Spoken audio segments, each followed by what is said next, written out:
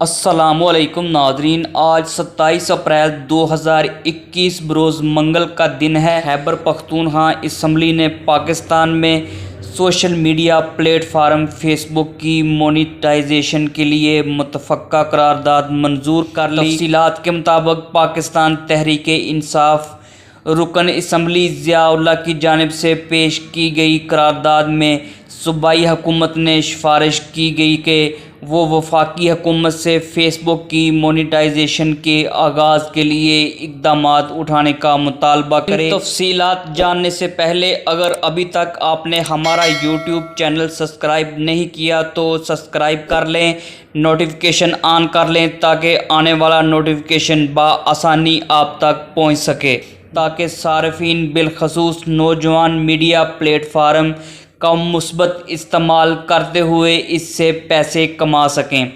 واضح رہے کہ مونیٹائزیشن اس عمل کو کہتے ہیں جس میں کسی سوشل میڈیا پلیٹ فارم پر مواد اپلوڈ کرنے کے عوض متعلقہ پلیٹ فارم کی جانب سے صارف کو معاوضہ دیا جاتا ہے۔